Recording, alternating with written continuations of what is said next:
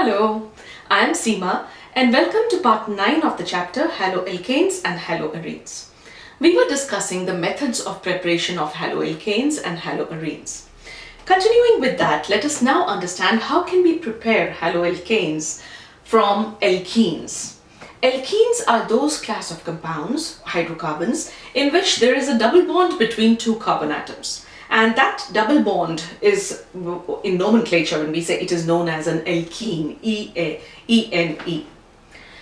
So when you have a double bond, how do you prepare a haloalkane from it? A double bond is nothing, a single bond is a pair of electrons which is shared equally by two atoms. And the first bond is really strong. The second bond, in order to form the double bond, is also a shared pair of electrons, but the second bond is usually weaker. And if you remember whatever you studied in class 11, the orbitals, if you understand it in terms of that, the first bond is formed by head-on overlap of orbitals, and therefore it has a more area of overlapping, and therefore it's a stronger bond. But the second bond is usually formed by the parallel overlap of p orbitals or whatever other orbitals. And since it's a parallel overlap, the area of overlap is less, and therefore the second bond is weaker. But bond technically is a pair of electrons. So when this second pair of electrons, that is the second bond, if it breaks, what is a bond? It's a pair of electrons. How is it formed? Both the atoms contribute one electron each. So a bond breaking means that both the atoms take back their electron, and they no longer are sharing that electron. So it is possible to break the second bond and add the halogen there, right? So the first method how we prepare the haloalkanes from alkenes is by the addition of hydrogen halides. So hydrogen halides, that is HX, it would be HCl, it could be HBr, it could be HI. When the bond breaks, both the carbons get one electron each. At the same time, there is a bond between H and X also, which also breaks. And when that breaks, both hydrogen and the halogen, that is chlorine, bromine or iodine, get back their electrons. Now, H will go and combine with one of the carbons which has one electron. So the second bond, you would say, breaks. Both the carbons now get one electron each, right? And the bond here also breaks, and both hydrogen and halogen get their electron each. Now the hydrogen, let us say, comes and attacks this carbon. So the one electron of hydrogen, one electron of carbon results in the formation of one bond, that is CH bond, and the other electron on carbon and the electron on X, that is the halogen, that results in the formation of the other bond. So what happens? Both the carbons which had the double bond, the addition takes place around both of them. On one carbon you have hydrogen, and on the other carbon you have the halogen. So you get a mono-substituted haloalkane here. Mono-substituted because hydrogens are, it just merges on with the other hydrogens of the hydrocarbon, and the chlorine is the mono-substitute, is the substituent which is actually attached. So by addition of hydrogen halides, you can prepare haloalkanes, and that I showed you with ethene. Now ethene is a hydrocarbon or alkene which is symmetrical.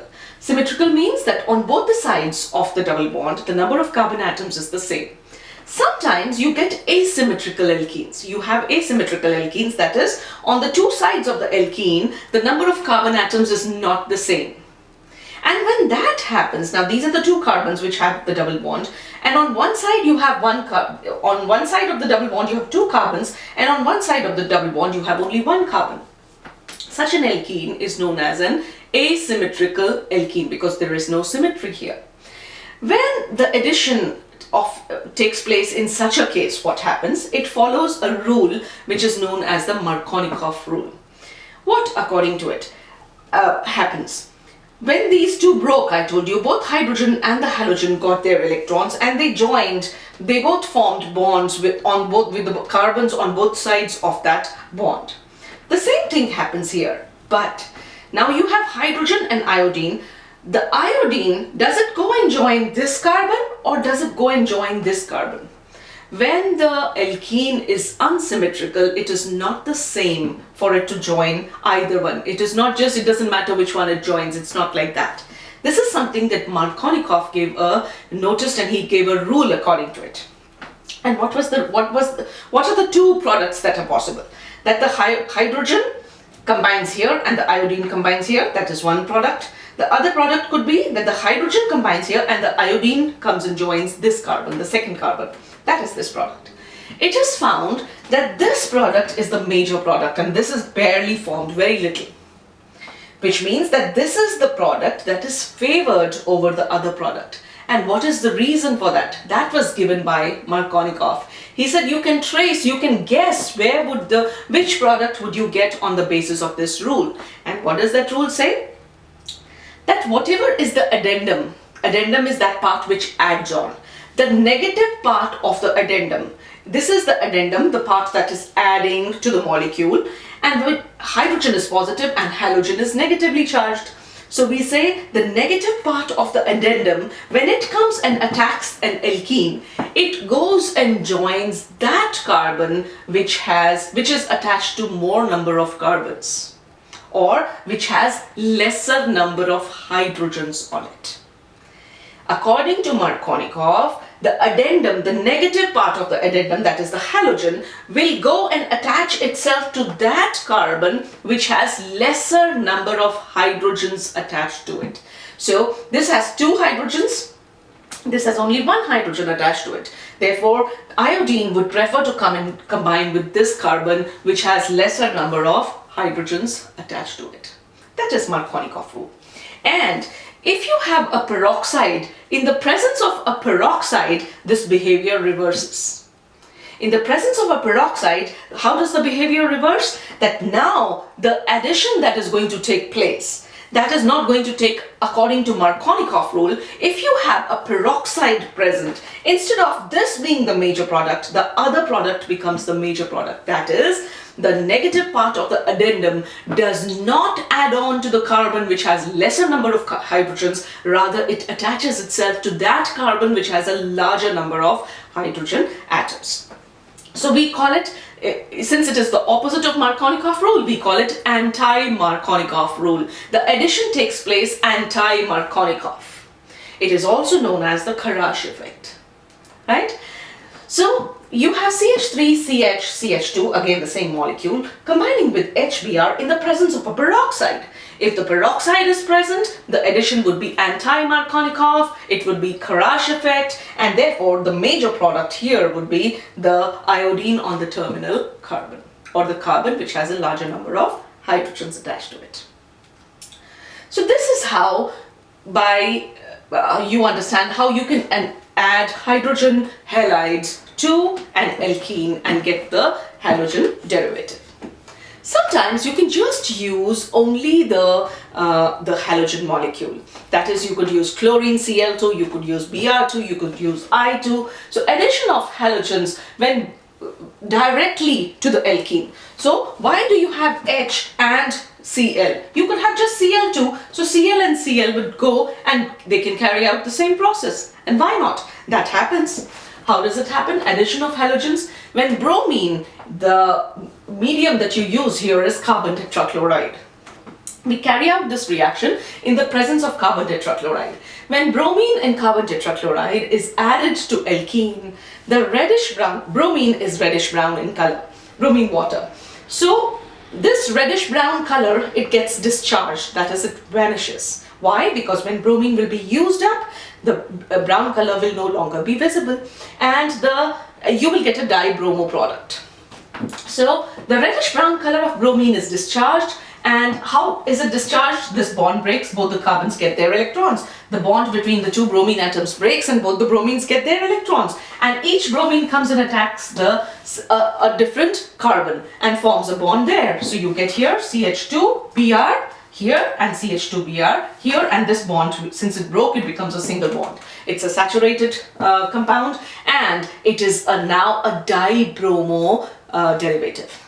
right? It has a dihalo derivative. There are two halogen atoms and on both the carbons, the halogens. So in this case, would Markovnikov rule be important? No, because both the species are the same. Both the addendum has the same species. So there is no choice to be made. In any case, it is the same atom, the same element which is going to add to both the sides of the carbons. And there's a question here, which is a solved example of your textbook. I'd like to explain that to you just because it will reinforce what you understood here. This is a compound. You have to write the products of the following compounds. So the compound here is benzene, and benzene is attached to an alkene. So there's a double bond here, and you're adding HBr. So these are the two carbons around which HBr is going to add up. And if you notice, this side has only one hydrogen and this is a carbon. So this carbon is attached to one hydrogen and on this side it is attached to two hydrogens. So Markovnikov addition will take place. If you have HBr, the hydrogen will come and attach itself to this carbon and the bromine will attach itself to this carbon according to Markovnikov rule because there is no peroxide here. So what is the product that you will get? Simple, make the same structure. Here you have carbon, there's a single bond here, the hydrogen will come here, the hydrogen is already here and Br will come here and H and H, that is CH3. So this is the compound that you would get, right? This would be the product. In the second example now, what is the compound? You have CH3, CH2, CH double bond CH2. It is again an unsymmetrical alkene. And there is HCl being added to it. And there is no peroxide. So the addition will take place according to Markovnikov's rule. And therefore chlorine should attach to this carbon and hydrogen should attach to this carbon. Because this carbon has lesser number of hydrogens. It has only one hydrogen, while this carbon has two hydrogens, which is a larger number of hydrogens. Therefore, the negative addendum should come to this carbon. So what will your product be like? It will be CH3, CH2, CH, and the Cl will come to this, and CH3. So this is your product. Now, in the third example, you have benzene ring attached and the alkene is here. So it's a phenyl. This would be treated as the phenyl and this would be the main compound. It is propene. So it would be 3-phenyl-propene if you talk of the IUPAC nomenclature.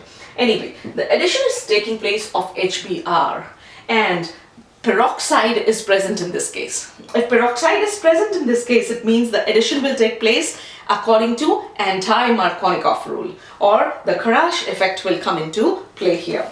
So the negative part of the addendum, that is bromine, will not attach to this carbon, rather it will attach to the terminal carbon. So what will you have as the product? You'll have the benzene ring as it is.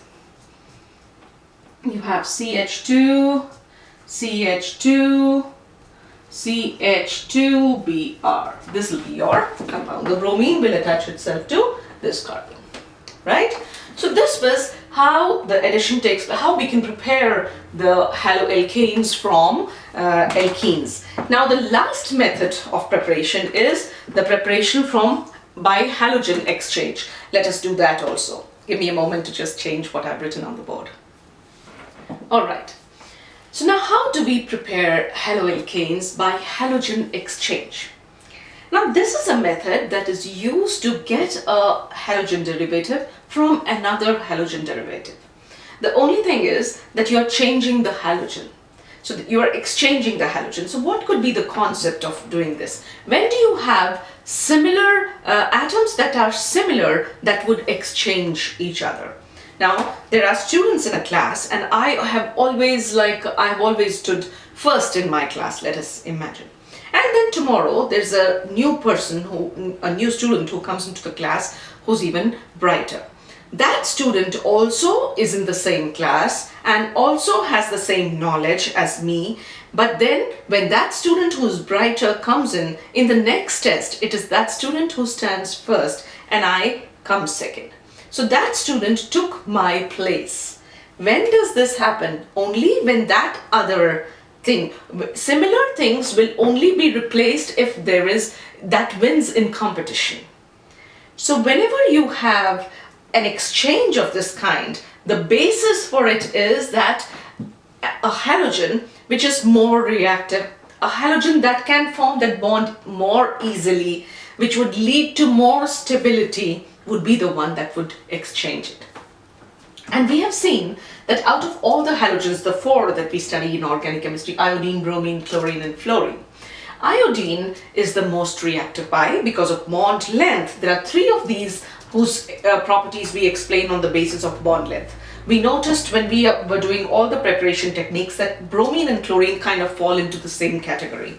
Fluorine is one extreme and iodine is the other extreme.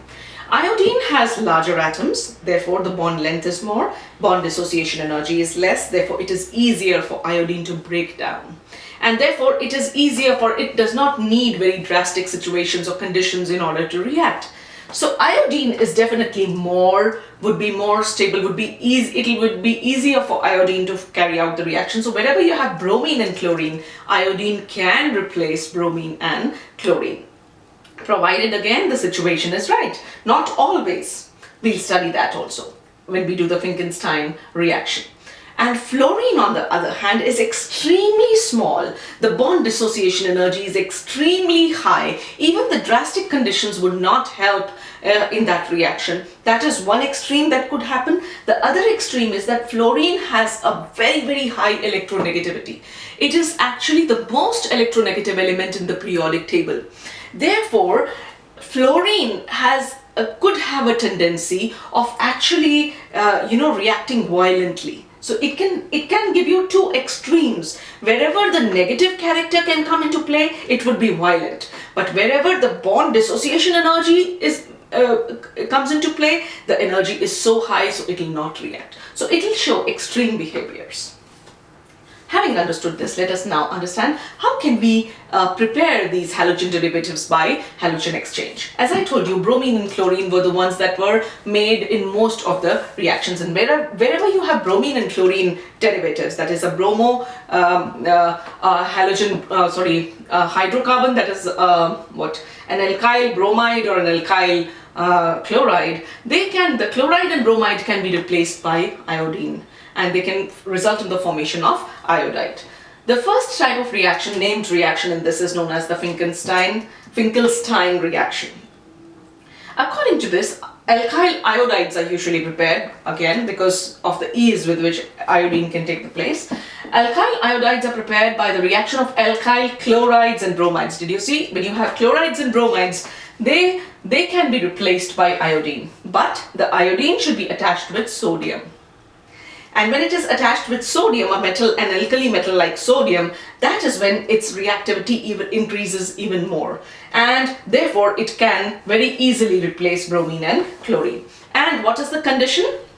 That you should carry out this reaction in the presence of dry acetone. Dry acetone does not participate in the reaction as such. It is not a reactant. Dry acetone is only provided in order to carry out the reaction in the forward direction, because this reaction, it is only a competition. There is a possibility that the iodide may turn back into bromide or chloride. But by adding dry acetone, we allow or we kind of force the byproduct that is formed to result in the formation of a precipitate in dry acetone. A precipitate is something that settles down. Since it precipitates, you can separate it out easily so as to encourage the forward reaction and to discourage the backward reaction. So if you have Rx, where X is chlorine or bromine, you make it react with sodium iodide in the presence of dry acetone, the iodine will take the place of the halogen. So you will get Ri and NaX, where X is chlorine or bromine. And the NaX, that is the sodium halide, chloride or bromide that will be formed, it would form a precipitate in the presence of dry acetone. And since it forms a precipitate, you separate out the precipitate and avoid the reaction going back. And according to Le Chatelier's principle, as you keep removing the product, the equilibrium is shifted towards the right. That is, it encourages the formation of the product.